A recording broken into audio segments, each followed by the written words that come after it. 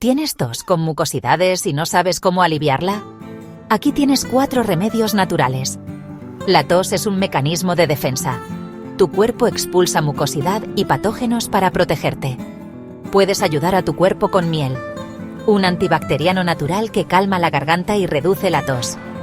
Las infusiones de tomillo y eucalipto ayudan a eliminar la mucosidad y despejar los bronquios. Además, mantener una buena hidratación afloja la flema y facilita la expectoración.